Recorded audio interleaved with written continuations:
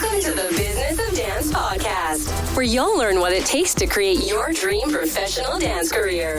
Join us as we dive into the insights and experiences of the world's top dance industry professionals, including dancers, choreographers, agents, casting directors, educators, and other dance industry experts. We explore a diverse range of topics, from personal development and mental skills to audition techniques, creating meaningful industry connections, social media marketing, seeking out dance agents and casting opportunities, on-the-job etiquette, talent unions, pitching to the media, health, finances, and so much more.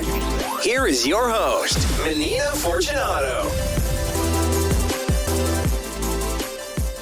Super excited about our guest for this week. She is someone that I met in 2014, and she was taking my class in Vancouver. At the time, she had these big goals and dreams of moving to LA. And then I invited her to assist the Hollywood Summer Tour back in 2016. And that was her first experience working on the production side of a music video, which kind of led to a curiosity of the production side of the entertainment world. But she, first and foremost, was a dancer and a model. She did LA Fashion Week, New York Fashion Week, Miami Swim Week, Vancouver Fashion Week. And then she finally got her work visa, which I helped her with that process. And then LA became her new home. And she's been living in LA for years. She's been working with the best of the best.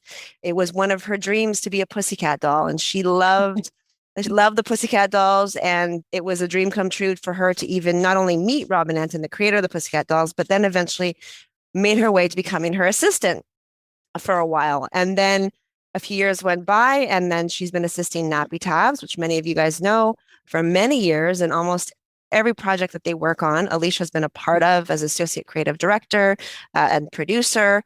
She's worked with J-Lo, the J-Lo concert in Italy.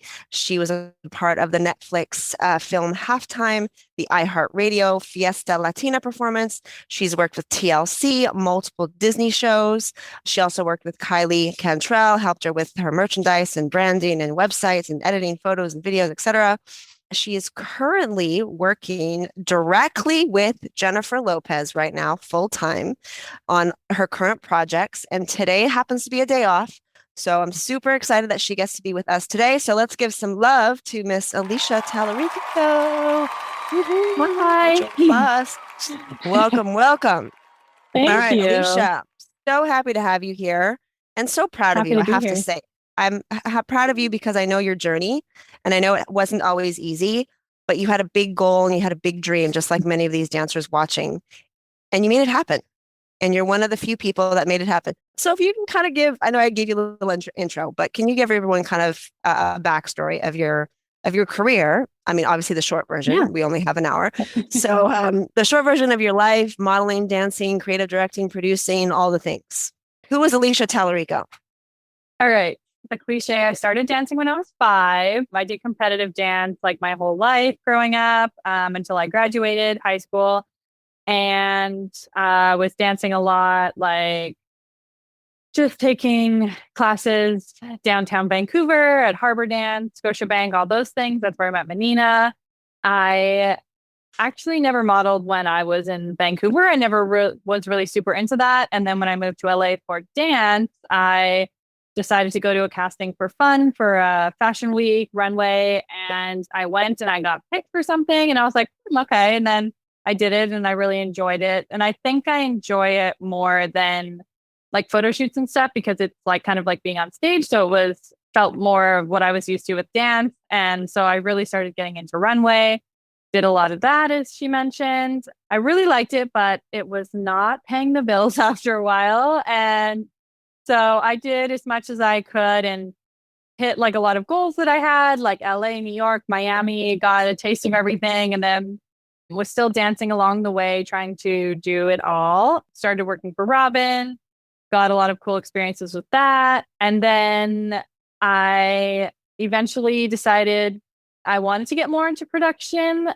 I reached out to Nappy Tabs. I actually just emailed them one day and I was like, hey, I don't know if you need anyone, but I would love to assist you. And I kind of gave my resume and everything I had done. And they reached back out to me and said, oh, we've never really had an assistant, but like we'll interview you and see. And then I ended up just started working with them. And it started off just as like getting them coffee and lunch and like more of like personal assisting. And then they were like, do you know how to do this? Can you help us with this? And along the way, it just turned into like a full-time job as assisting them on the creative side. And then I more enjoy like logistics and production. So I ended up kind of going that route. And then I got brought on a JLo project. They knew I had always mentioned that was like my goal with them. I knew they worked for Jen and they did all of her shows. And Tabitha had an assistant at the time that did all the JLo jobs. And one time she couldn't do something. So I got brought on to help. And that's how it kind of started. And then her other assistant is amazing. She is like full on creative directing on her own now. So I ended up getting in on the JLo side. And then eventually from there, I worked on a project that I had got brought on with just strictly from JLo's team. So that was really cool. That was a big accomplishment. And then, yeah, I haven't really danced too much now. I miss it a lot. I've definitely been thinking about taking classes and stuff, but I feel like this is the path that I was meant to take. So yeah, hopefully that's something amazing. One of the things too, the themes that I love about the way you've kind of navigated your way is through assisting. That seems to have been the gateway to a lot of these opportunities. How did you go about doing that? And it clearly was effective for you because you looked up to Robin Anton, you looked up to Nappy Tabs. They were not within your reach at the time, correct? Like they weren't personal friends. There was no connection whatsoever, but you reached out. What did you say or what did you do that felt like was the secret sauce that got your foot in the door? Because a lot of these dancers probably have died to done what you have done, and you accomplished what would most feel like is unattainable. So how did you do that? And what do you feel like was effective for you?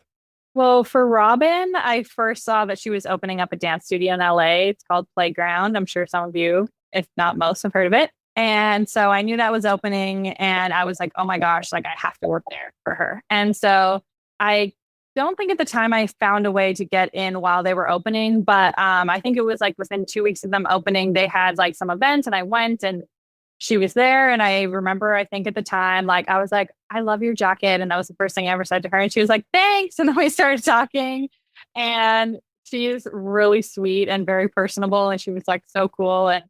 And then I was like, oh, if you ever need anyone, like, because I don't know how it is at Harbor and things like that, but here, like if you clean the studios and stuff like that, you get free class. And so I was like, I can like clean and like, I don't know, clean the mirrors, do the floors, like work the front desk, anything you need in exchange for classes, or really didn't need to be in exchange for anything. I would have just done it. And then they were like, yeah, for sure. They only had one girl working who I'm still really good friends with today. We always joke that we like started at Playground and now we're here. I started working with her and we pretty much like opened Playground from the 2 weeks that they opened until I think we worked there for a few years. And along the way, at some point, Robin had an assistant and she ended up quitting, I guess. And then she reached out to me and was like, so I don't have my assistant anymore. Would you want to like personal assist me as well? So that's how that started. And then I was doing both for a really long time. And then that became a lot. And then I was still trying to dance at the time. So that's where it got tricky. I had quit, but like on really good terms with her. I was just like, I just still want to dance. Like, I'm sorry. And she was like, I get it. And then I think I ended up going back for a while. She was like, are you sure you don't want to come back? And then so I went back.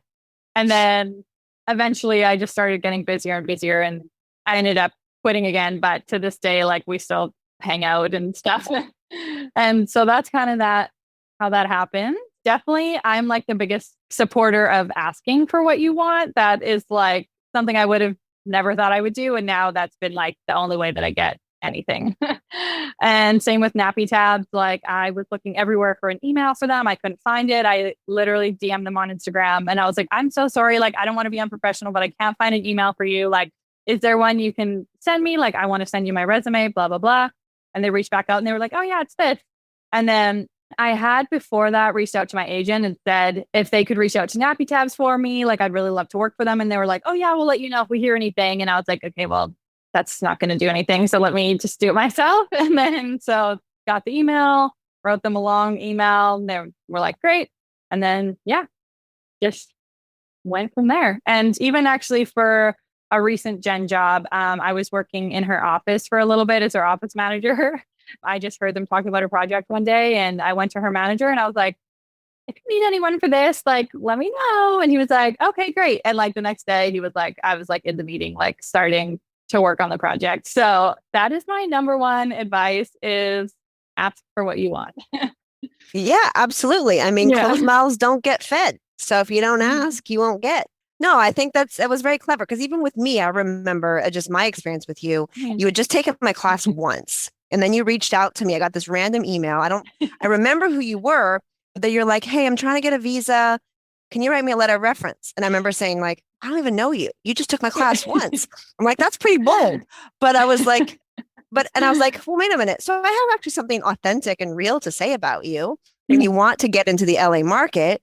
And I have this thing called the Hollywood Summer Tour, which you know about. I can introduce you to agents. I can introduce you to choreographers. You can kind of get your feet wet in the LA world. So it's helpful for you. And then I have something authentic to say in your letter of reference and I can help you with your visa. So your boldness to ask for that is what got my attention because I was like, who are you and why? but it worked. And then here you are, you're on set. And ironically, Kylie Cantrell, who was at the time Hello Kylie, was one of the artists on the video that you happened to shoot, be a part of. And then Lexi Smith was the artist for the video, which you happened to work with later on years now we later. hire her on JLo, yeah. And then you hired her for JLo. Yeah, exactly. So it's so amazing how everything, can align that way where you just never know what opportunity can lead to the next. And I mean, you started off as a dancer. That's really the main reason why you wanted to move to LA. And in the end, now you probably didn't even know what a creative director, producer, or talent coordinator really did when you moved to LA. And now that's your main gig. And then even with the modeling, you said that really wasn't like a main thing for you, but you just tried it out. You're like, okay, this is cool. Let me try this. So you may have, for dancers, you may have this one idea of like, okay, I want to do A, B, C, D, but then life throws you ball curves. And then somehow it can take you down paths where you're like, I didn't even know what a producer was when I moved to LA. And that's all I do now is produce events, produce projects and all the things. I was like, who are these people that make all the money and they just show up to set and they don't do anything? That's what I thought producers were. I was like, wait, we do a lot. Too much. And then I got the real scoop afterwards. I was like, oh, okay, actually they do a lot. They do like a whole lot. That's why they get paid the big bucks. So, but I didn't know at the time because I'm like, but I'm not, they don't do anything on set. They're just standing there. But I'm like, they do all the behind the scenes that you never see. But anyways.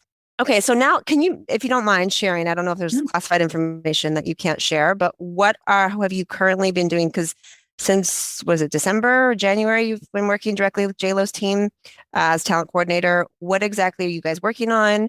And what exactly does your job look like? What are you doing on a day-to-day basis? I can't really say what it is yet because it's not announced. That's fine. But I can definitely explain what I do and things like that.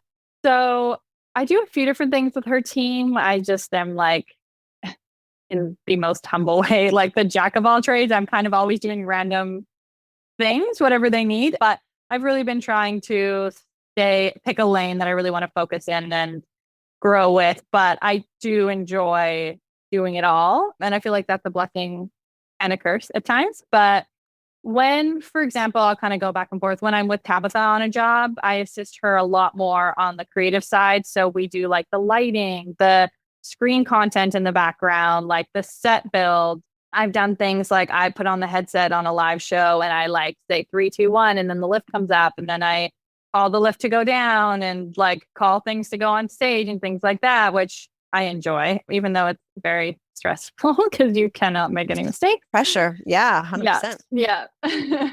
A lot more of the creative, like coming up with not the storyline, but just kind of like the set list and how it's going to flow and what the idea is and work with wardrobe and things like that. And then on other ones, when I've gotten onto the production side more, if we're traveling, I'm booking like the flights and hotels for the dancers and the band and doing like scheduling, sending out call sheets, attendance, doing things like they call it petty cash. So like I have all the money and then I like buy everything that we need for rehearsals and I have to keep track with receipts, like all down to like the boring things like that. And then I've also done jobs where I'm managing Jennifer. So one job when our main person wasn't available, I got to go away for the weekend and it was just her and like her glam team. And then I like had to manage like their cars, like her entrance into the hotel with the security and I had to set up her whole hotel room with like wardrobe racks and all the food that she likes in there and candles and flowers and things like that. And then I make sure like she gets to the venue and I work with like her assistant on things like that and that her glam team is all set up and they have everything they need. And yeah, kind of a little bit of everything. You're like taking care of the whole team, it sounds like, between Yeah. Jennifer and her team, her glam team, the production, the talent. I mean, that's a big responsibility. But I mean, that's amazing as well. What do you see? And well, as far as this project, your contract is up is it the end of the month or end of the month soon? we're done. Yeah. Cool. Any plans after that? I mean, I'm trying to see what the next job is going to be, but I'm also like, maybe want to go on a vacation or something. I've never gone on a vacation, and these jobs You've are never gone on a vacation, like just like for not fun, like since I was like as a kid. Yeah, never. Wow. So yeah, just and like traveled I've been for work. wanting to. Yeah, I've traveled for work, which is never a vacation. It's stressful, but yeah. So I've been thinking about that, but then I know that I'll be away and wishing that I was working. But you know. I get it. It's when you're working, you're like, oh, I need a break. When you're on a break, you're like, okay, I want to work. Yeah, definitely. I totally get it. Well, I think you need a vacation because I didn't realize you've never had a vacation in your adult life. I think you earned that one, and I'm sure you made some decent money in the last few months, so you can afford it. So go have that vacation, and you'll be fine. There'll be work when you get back. I'm trying to learn balance. That's something as you go in this crazy entertainment industry that you need to find because it will take over your life. Yes. Now, speaking of balance, as we know, this industry can sometimes be feast and famine, where sometimes things are amazing. What do you do when you're in that famine state? When you're like, you've just finished a big job, you don't have a job lined up. What do you do to fill in those gaps? I mean, there's definitely last year was like a lot of good and a lot of like month or two in between with no job. And I've been lucky enough that I do okay enough on the other ones that I can like survive through it. But, it's not ideal. I would like to be working like as steady as possible. But then when you get to the level of this, like when you're doing like 12, 14-hour days, you almost need the time off in between. Maybe not 2 months. That starts to get a little rough. But I'm just always like right now in the last week, I've hit up like 3 or 4 people in the business that I know that I'm like, I'm done on this date. Like, is there anything coming up? And like, I'm always trying to think ahead. I wasn't for a while on this. I was just trying to focus and knowing that, if I didn't have something like the day after that I'll be okay. But the more I think about it, then I've just been hearing things that are popping up or people will reach out to me or whatnot. And I'm just always trying to get at least a little bit ahead to see what I can dip my foot into, to at least letting people know that I'm available and, trying to fill those voids. And then I also do like a lot of, I feel like not so much now, I've been pretty busy, but a lot of, I was making like clothes for a while in between. I'm sure you saw, and like, I remember random like businesses in between that kind of don't require me to go into work for like all day long, but something I enjoy and make some money on the side until the next one comes. And I'm always thinking of random little jobs that I can do. No, I mean, you have to in those dips, but you have so many skills. So I guess I'm just curious to know if there's a specific area that you push more of, like, do you go into more like training mode, or do you look for, are you even looking for modeling or dancing gigs anymore? Or is that your past life? I feel like that's my past life. I feel like those are things that you kind of need to go all in on, like even on taking a class now, like I want to go for fun, but everyone in there is like, that's like their whole life. And then I just like feel silly because like, no one knows what I'm there for or that I've danced my whole life or whatnot. But I don't really do those things as much unless I could have like focused fully on them. It's hard to now just go get like one little modeling job like without an agent or things like that. So that I haven't done too much. I definitely do miss it, but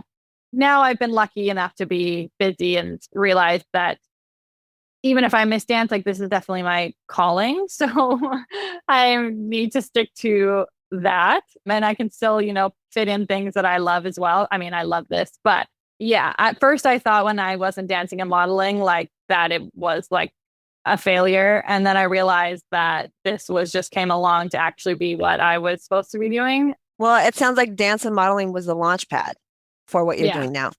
It's totally what got you in the door.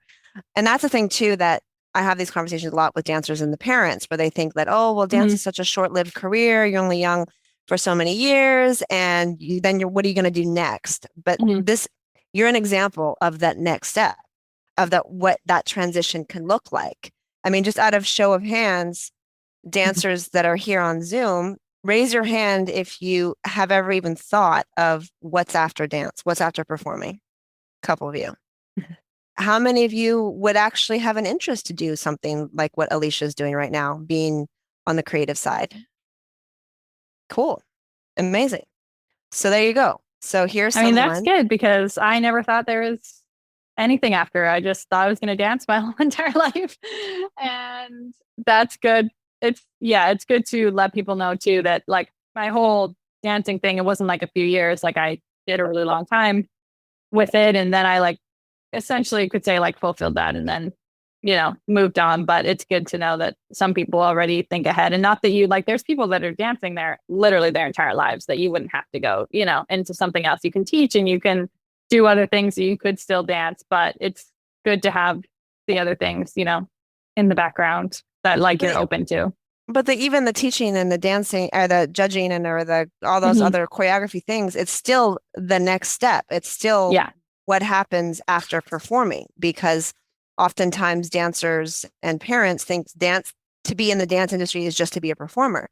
But there's so many other positions. I mean, it sounds like you've dabbled into associate creative directing, talent coordinator, associate producer, and you probably didn't even know what that was, a few years back. And here you are doing those things. And I just want to be able to show these dancers and the parents watching that there are other career paths that still involve dance and entertainment, but just in a different capacity. And one thing I'm going to shift gears a little bit. We've got a few international dancers. So anybody that's from another country, can you just share just a little bit about how you got your visa? How did that process work? Are you currently dealing with a visa? What's your situation now? Kind of give us a backstory of how that worked for you. Yeah, so it is a process. I definitely, when I first, heard what an O1 was, even definitely had to do a lot of research. And it's something I suggest no matter how young you are, start looking into and just planning for it. If, this is what you want to do and putting things aside. I can get into it more, but, any footage, photos, bookings, like anything like that, putting aside in a folder just along the way as you go, it will help you a lot. When I first was looking into what it was, it seemed impossible. Like there were so many things that you had to do and prove that you were the best in the world. And once I started getting into it, it was a lot of work and it's a lot of money. But once the visa, preparing all your materials. Yeah. Once you start on it, you'll get like very motivated to finish it. And once I really understood what I had to do and whatnot, and I started with a lawyer, like you can do free consultations and just get like a little bit of advice to get you started. And then you can do a lot on your own before you need to take it to the next level. So I did a lot on my own. I put together everything I could have ever thought that had to do with a job. And then you go to the next step and you bring it to them. You show them everything you have. They tell you what you're missing, what looks good. And then you go from there and you send it in and it's really scary. And then I got approved. I think the first time actually they asked me for more evidence, and then I had to get a few more reference letters and a few more things to show. And then I got it the second go round. And then, so that's good for 3 years, and you can only dance. I was lucky they let me do mine for dance and modeling, so I could dance and model on it the whole time. And then after that, I know a lot of people usually do at least one, sometimes two or more visas. But I decided, since I wanted to go into production and I couldn't really do that on an O1, that I would have to try for my green card. So on a green card, you can essentially do anything with it. Once you have it, you have to prove it's in the realm that you want to work in. But then, for example, I could still go get a restaurant job now if I wanted to. So I had to prove still that I was in this business and at that caliber. And it was essentially just the same process as the O1. And more money. Seems like a lot of money at the time, but it was less than 3 more O1 visas. So it ended up being better, and a green card is good for 10 years. So I think I'm only on year 2. So I have a while to go on it, which is nice. But Amazing. Yeah. And then when I submitted my green card, it was like the height of COVID. So it took me 2 years to get an interview. Oh, wow. 2 years, like almost down to the month. Yeah. And wow. So that was crazy. I thought I was never going to get it. And then I was so nervous, and it was quite simple. They just asked you like a few things, and that was it. And then I finally got it. So yeah, but it's a process. Well, congrats. I know exactly what you went through. I only had one O1, and then I went for the green card, and then I was on the green card forever, it felt like. And then I finally got the citizenship, and now I'm done. I don't have to deal with it. Nice. Yeah, that's what I want to do next. So after your green cards, I mean, I think you can apply after a few years. I can't remember if it's 3 or 5. Then the citizenship is almost automatic. It's just a bunch of paperwork and legal stuff. Yeah. But the worst is over. So congrats. For any dancers that are non-American, this is the extra layer that you have to jump through a few more hoops. But it does prepare you in a lot of ways, because it seems like only the best of the best from international even come to the US. And those that do come to the US generally all do exceptionally well, because they already had to jump through so many hoops just to get the right to work. Forget getting the job. That's a whole nother hustle. Yeah. But just to get the right to work is already a hustle. And you have to have a certain type of tenacity to actually go through with it. Because as you know, it's a lot of red tape, a lot of stuff that you have to put together. So for all you Americans, you don't realize how lucky you are. Yeah. You are born into it. My kids are now American by birth because of me and my husband now. But nice. Yeah, I had to jump through a lot of hoops. So I feel you on that.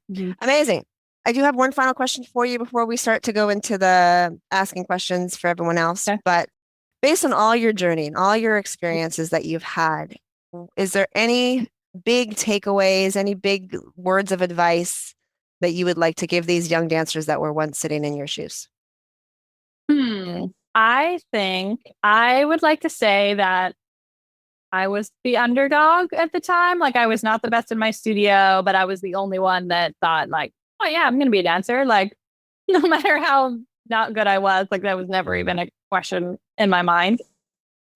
And the ones that were really good and that were getting front and center all the time, that was disheartening all the time to me, they didn't do anything with it. And it doesn't mean if you are not like the top in your class right now that you will not make it, because I have a few people out here, like, Jessa Menina, like she is like me. We both fought really hard and we were not like amazing.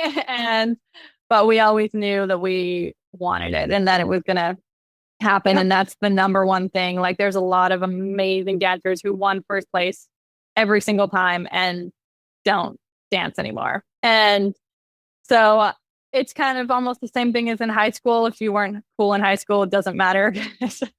No one's like, it doesn't mean anything in the real world. And yeah, I think even along the way, even when I came out here, like I got a lot better, of course, but I still was not the best in any room. And I just found ways to do other things with it and be the best in what I could be, and just work really, really, really hard. It will not come easy. It'll be excruciating at times, but then when you're there, you're like, wow, like I just did this.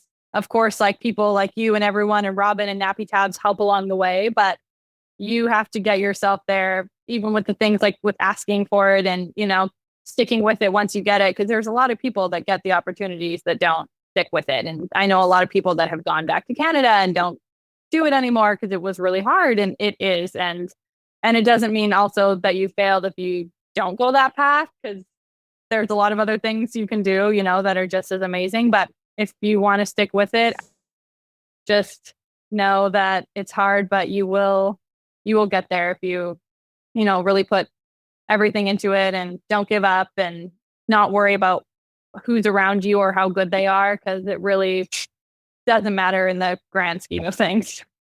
100%. And I agree with you. And I think I relate to a lot of your words because I was never the best dancer either. And I hear that a lot when I speak to young dancers and their families. Like, oh, my kid didn't place, or they're only getting third, or I'm like, so but that does not determine your success in this business. Would you agree that, I mean, I like to say 20% talent, 80% everything else. Would you 100%. Agree? I mean, I came in like last in all my solos, and it really didn't, but I was always the one that wanted it the most out of anyone. And that's really what. That is the secret sauce, is the strong burning desire to want to make it work, and the tenacity to keep pushing forward even when things get tough.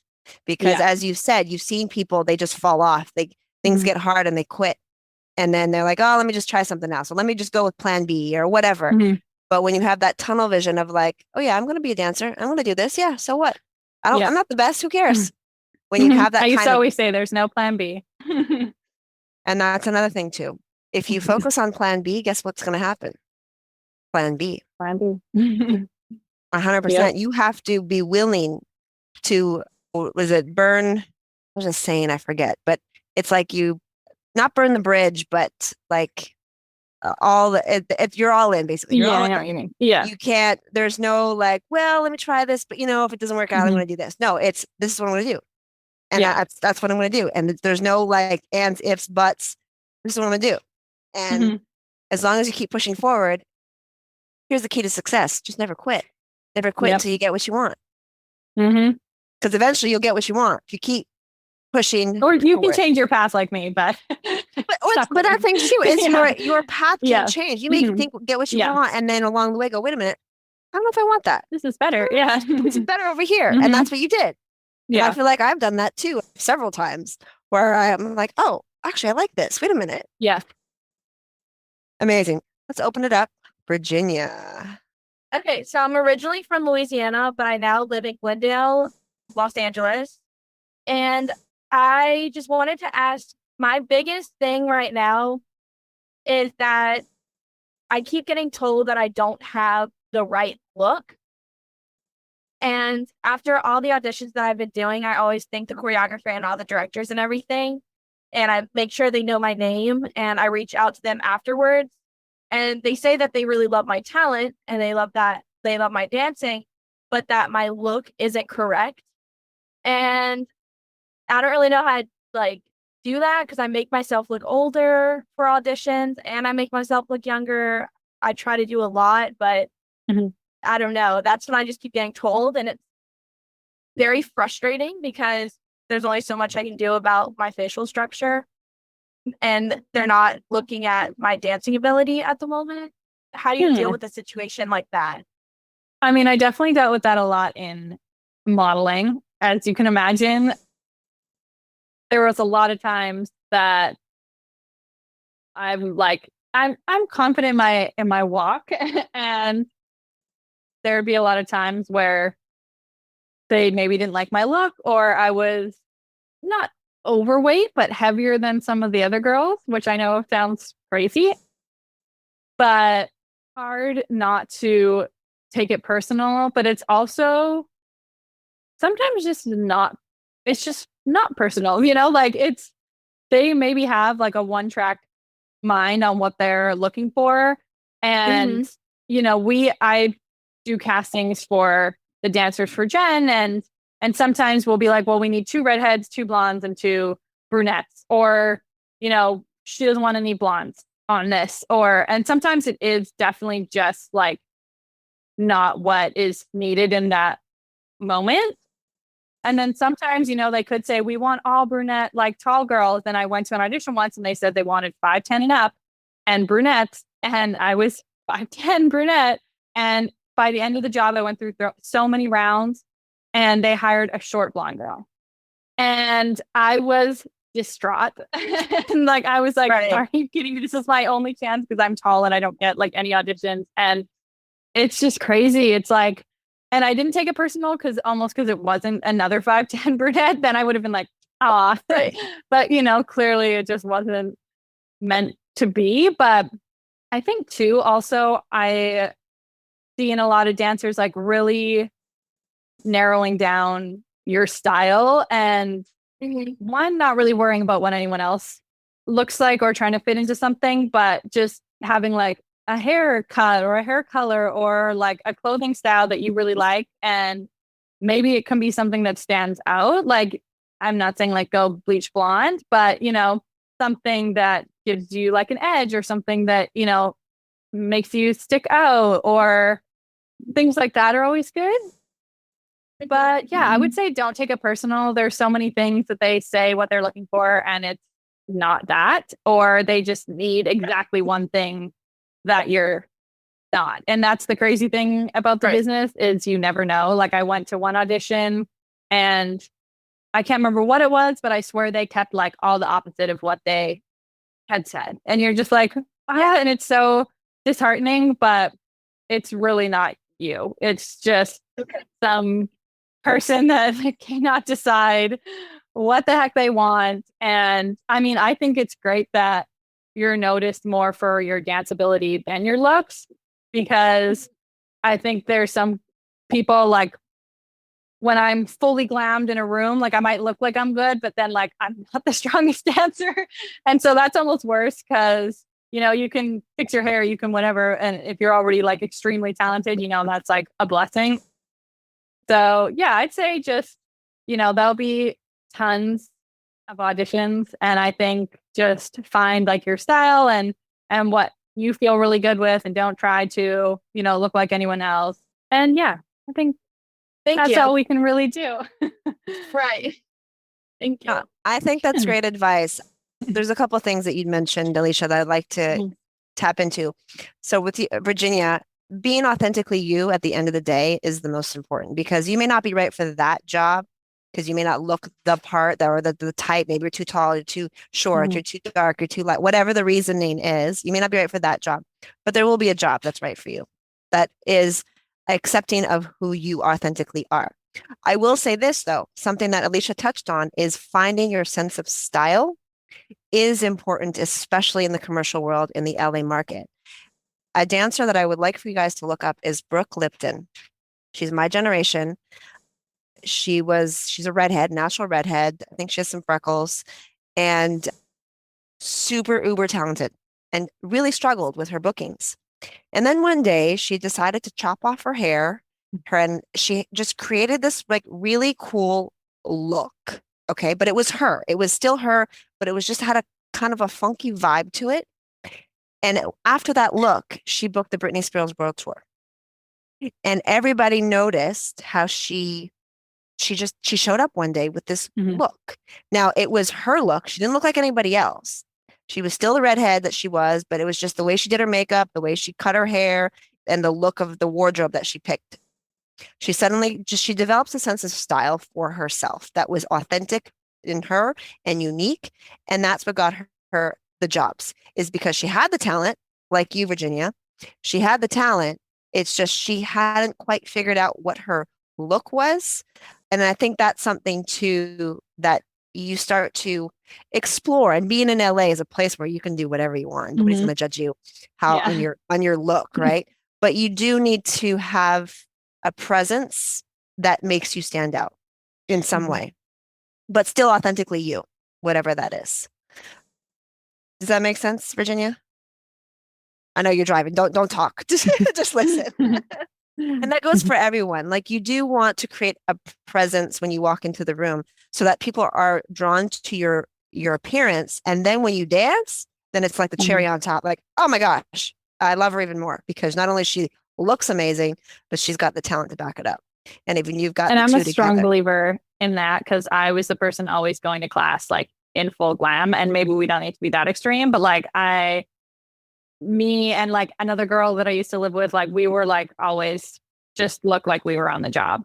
Every single time we went to class was like hair and makeup and an outfit. Like it, not like nothing, like no crazy like costume, but just like looking like we were the part. At least, like you say, then someone's gonna look at you and be like, oh, compared to the person that's like in pajamas next to you. Like that's definitely, I think, important. Like not having to go full out, but always looking presentable. Because I've done things where we cast dancers and they come to rehearsal and yeah, you're already on the job, but they look like they rolled out of bed. And I'm like, wow, you're coming to a JLo job like that? Like you must not really be that interested in being here because like you should show up looking on point and looking the part. I think it's important and putting in the effort. Like I'm producing and I still come put together every day because I am part of that team. And, I think it's important. So I suggest that looking professional. It's no different than if you had a corporate job and you had to wear a business suit and you had to be well put together. You're not going to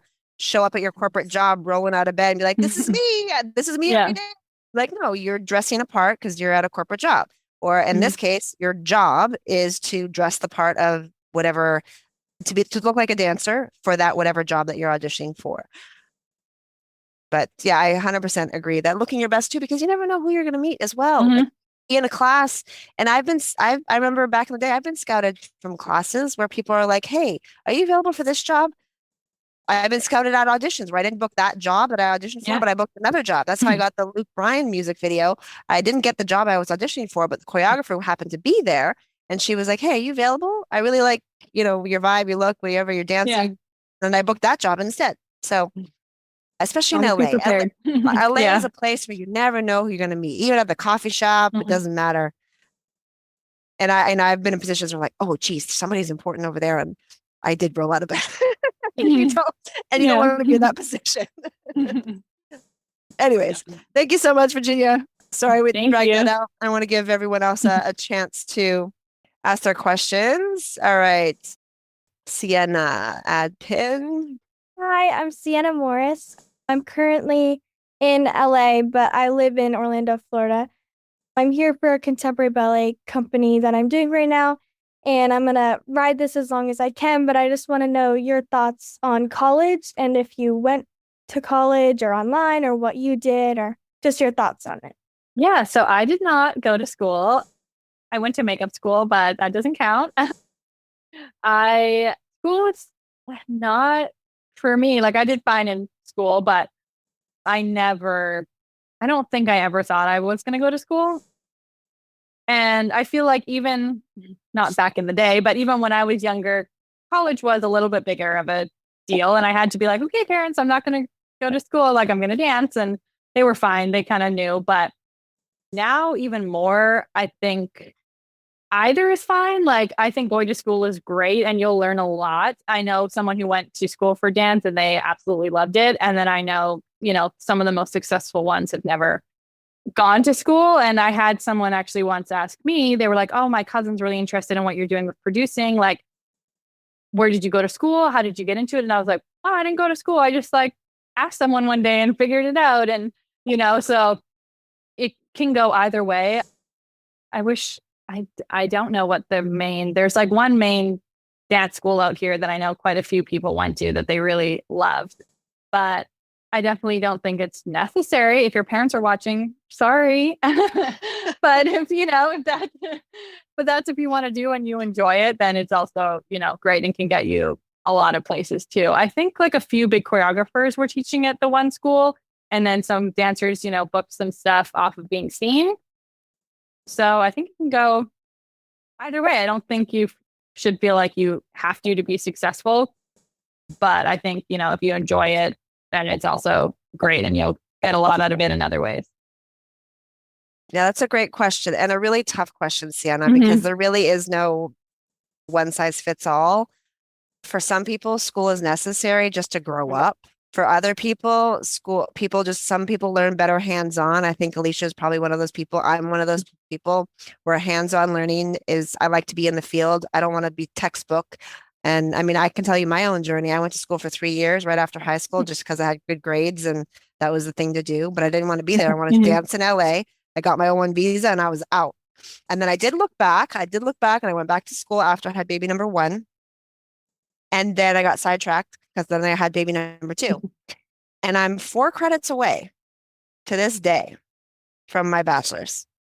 Wow. And I can tell you this much, I never needed it. And that's a harsh reality and a hard pill to swallow for some people. I 100% think it's so valuable for many people, but it is not in the dance world. That's where it's very different. In the dance world, it's not a necessity. It can be beneficial, absolutely. Can be great for some people, absolutely. To be a dancer professionally, it's not a necessity. But like I said, everybody's different. Some people thrive in the school environment. Some people love it. Some people, if you want to teach in the public school sector, they may require a degree. I mean, I was on the advisory committee of commercial dance BFA program for studio school. I was advising the academic team on what to put in their commercial dance program, not because of my degree, but because of my real life experience. I've taught at UCLA. I've taught in the school systems. Again, not because of the degree that I didn't finish, but because of my real life experience. So now, if you want to become a doctor, lawyer, certain things, you have to go to school. It's not negotiable. But if you want to be a dancer as a performer, that's definitely a personal choice. And for some people, like I say, it's just a good time to grow up. Some people aren't ready for that. They're not ready to audition at 18. They're not ready to, Yasmin, please finish. I'm 4 units away. Yes, I will finish. I have 1 paper to write. It's a 10-page paper on how to teach dance. And guess what? I've been teaching dance for 25 years. I'll be fine. I'll finish it. I'll get it done and over with. Not because I need it, but just to just be done with it.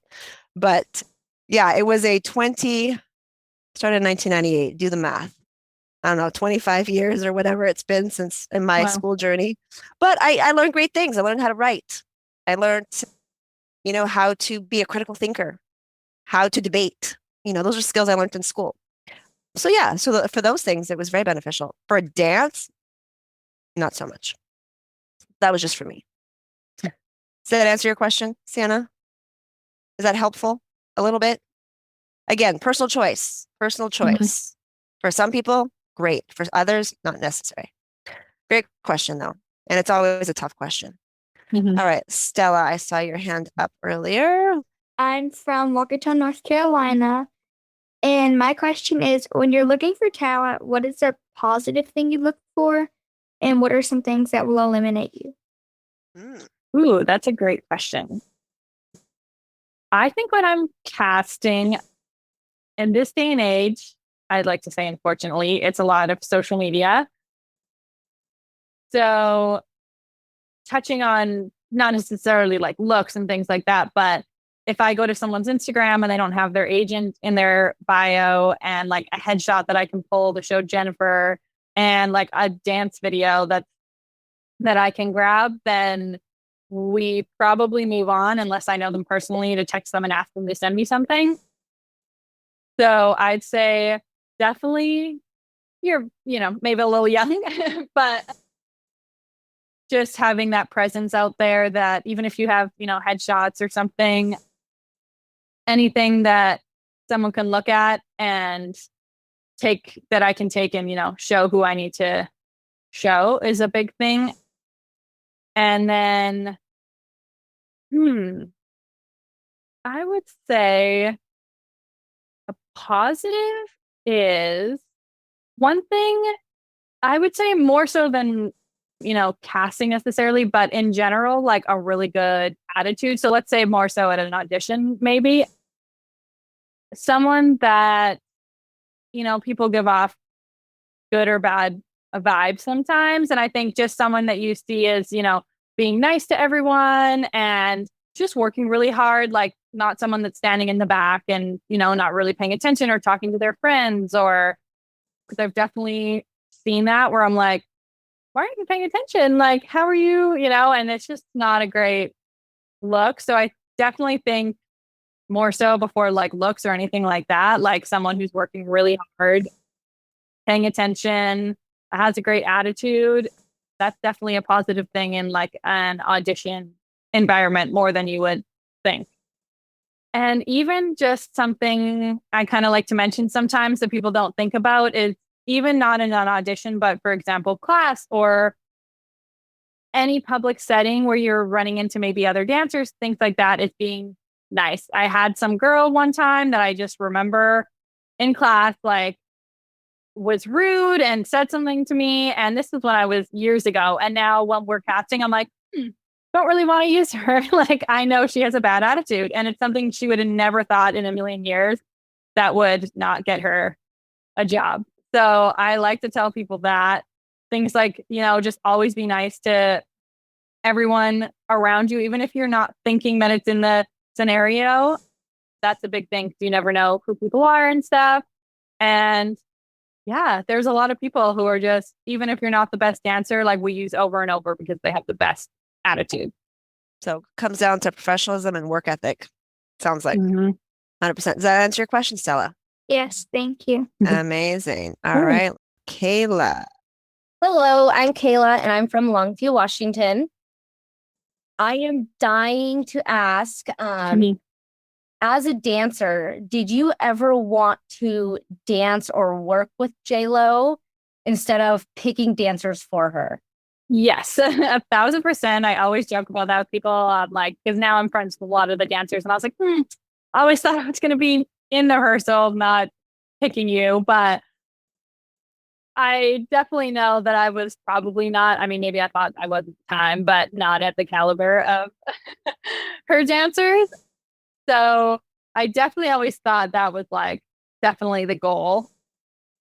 And when I went and saw her in concert, I was like, oh, I'm going to do that one day. And, now I'm doing this, which is fine and great and probably better, but better in the sense of for me, because I probably wouldn't have got it as a dancer. But yeah, I definitely did think I was going to at the time for sure.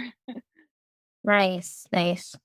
Yeah. Now that you're in this position, have you like nudged, wink to be like, hey, can I just jump in this job, or do you know your place now and be like, no, I'm on the other side now? How do you feel?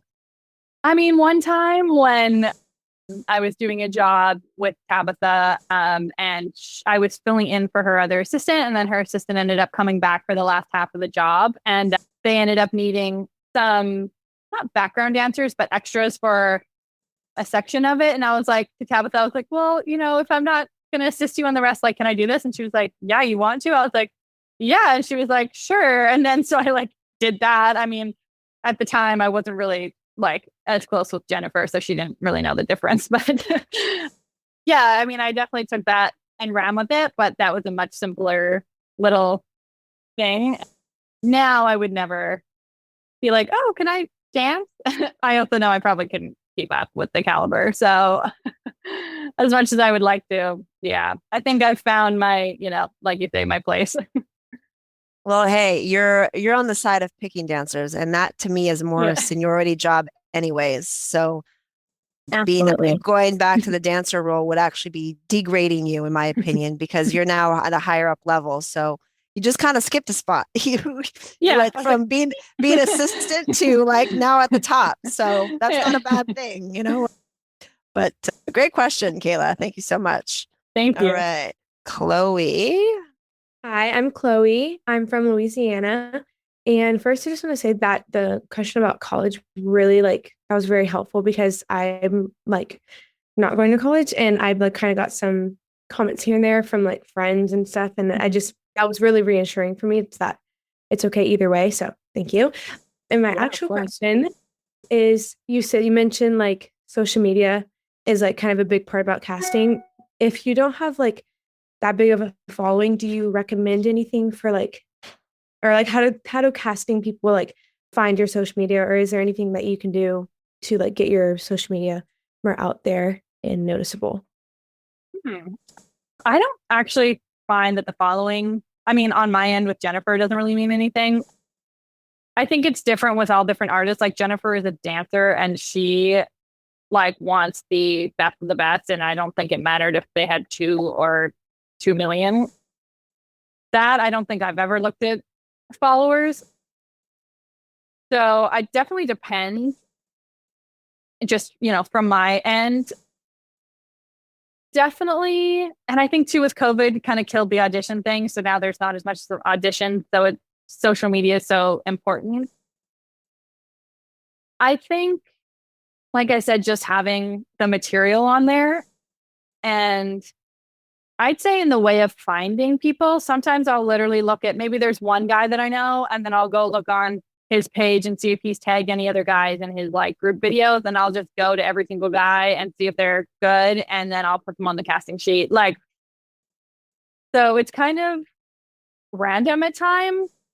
It's hard because a lot of choreographers will have the people that they, like to work with and will continually use them. But that's definitely a way that I'll find, or I'll go find like a group picture of someone that, let's say it's with Beyonce, and then I'll go on every girl that's tagged and like check if we like any of them. Because sometimes, the better and the more established the dancers we have are, the busier they get. And it's not like Jen doing a show every single week. So they get booked on tours and they get booked on other things. And that's been happening a lot now with all these tours starting back up after COVID. Like we're losing a lot of amazing dancers. So I literally just go through, like I'll look on Playground's page and I'll go see if any dancers are tagged and things like that. So I think just stay with like posting anything that you have and less about the following and more about the content, because there's a lot of huge following that I can't find a headshot on their page to like screen grab. And I'm like, damn, like I literally can't put you in because there's nothing that I could even show her what you look like. So yeah, I think and I mean, following helps only in the sense of more people like seeing you and getting known, but not in the sense of importance, if that makes any sense, I hope. Yeah. So content, quality of your content is more important than your following. So yeah, so just continue to produce high quality content. And then if Alicia stumbles on your page and is looking for a specific type and you fit the mold, then and make sure she says you have a headshot on there. What would be like some variety? Oh, sorry. Okay. Yeah. I was gonna say, what's some key content that you would say, like when you're looking at dancers, what are you looking for? What are some key things? Definitely. So when I say variety, like there's some girls that I know that are amazing and all they post is heels content, and like they're amazing at hip hop, and Jen wants to see, like Jen is all about like total beats. Like if you're a girl, like you are like epic at hip hop and you can dance with the guys and you can, and there's girls that I know that are amazing that have like 25 heels videos. And I'm like, I can't even find one video to show her how good you are. So I think having like a good variety, keeping up with like having a few at the top, like there's some things where I'll have to scroll and scroll and scroll and scroll and scroll and find a headshot that's like 3 years old that maybe doesn't even have the hair that you have anymore. So I would say at least like 2 or 3 good pictures, like maybe a commercial. I know you guys are, a little bit young, but like an edgier one, like maybe a few different looks. And yeah, just a variety of content. Try and have some dance videos that are maybe solely you, even if it's not a dance studio, like go in your backyard and like film like a dope video just so like someone could pull it and be like her, because sometimes there's 4 or 5 people, and then if someone else is in it, like I've had someone go like, or Jen go like, who's that one in the back? And that's not who I'm showing her, So just having, just good content that's showcasing all of you, that someone that if you were to scroll and you'd be like, yeah, I think someone would like really that could use that picture, and that this would be a great video that I would want someone to see if they were, trying to cast me for something. Amazing. Great advice. Chloe, does that answer your question? Amazing. All right. Any final words that you would like to share with these dancers? I would say you're already taking the first step by doing something like this. Things like this are great. There's so many of us that, I would say my generation or my age was when really things like this maybe just were starting to get bigger, like mentors and programs and things like that. And there were so many people that didn't have any of this. And, I know it costs your parents money and things like that. But I think in the long run, just getting all the knowledge you can before, because other than really assisting you, Menina, like I hadn't really ever taken anything or, I had to figure it all out on my own up until I met you and a few other people like Chantel from Stiletto Fit at the time. Who was also my assistant back in Vancouver back in the day as well. Yeah, assisting is a great way to get your foot in the door and learn from somebody who's in the field. Yeah. I've had a few people that are like, I don't really think I want to do the assisting thing. And, even in the beginning, I was like, oh, assisting, like, I don't want to just be looked at as that forever. But clearly it has done me well, at least. And I think some people worry about getting stuck in that spot. And I think it's possible. But I think doing that is always going to be the best way to get in the door. And then having what's the word? Like no fear to, like I say, like I quit Robin when I felt like I needed to move on and it didn't hinder us. Like I left it really well. Like she still calls me anytime. She's like, oh, you want to help me on this? And like, but knowing that you need to move on and you've learned what you can and still always like till the day I die, like Tabitha will have been like my person who has taught me, from beginning to end got me where I am and always like showing her that gratitude, but also knowing that like you can go on and do your own things. And, I'm lucky that she's happy for me. And you have to find people that are on your side and want to see you grow and not just, stay there. But that is the biggest thing is kind of just carving your own path and, not being like Menina says, like you don't just have to do the one thing. Like I found something else that was still in the same field and I'm passionate about and I love, and don't worry that you're like failing if one thing doesn't work out or that you don't get picked, because there's like a million things that I've not been picked for that is painful at the time, but now it seems so silly and like it all was for something better, So yeah, I just always say like keep going even when it is really, really hard, and it will be really, really hard, but it'll be also amazing. Well, I love that. Thank you so much for, sharing your experiences. And I'm just so proud of you. I have to say, because I saw where you were and I see where you are now. And you were very much in the position that a lot of these dancers were. And you are living proof that it is possible. You were not the best dancer. You didn't go to school. There was all these things that were working perhaps against you in the eyes of somebody else. But you had the work ethic, you had the drive, you had the passion, you had the tenacity, and you were not afraid to ask for what you want. And that's why you are where you are. And I'm just so happy to see your growth over the years. And I can't wait for some of these dancers to have stories like yours one day and be able to bring them up as well on this platform and be able to share their journey as well, because everyone has their own journey. And I'm so proud of you. So thank you. All the best with what's next, and keep us posted. And maybe we'll have to bring you back in a few months when you've got something else cool that's going on. But keep up the amazing work. Can't wait to hear about this secret J-Lo project that you're working on. Amazing. Yes. I'm sure it is. I'm sure it is. And then everybody here watching can say, I know who was behind that and who was the talent coordinator of that whole project. And you're looking at her right here. So thank you so much, Alicia. Everybody on the Business of Dance, let's give Alicia big hearts. We're sending love your way and so proud of you. Thanks, everyone. Bye-bye. Thanks, everyone. Bye.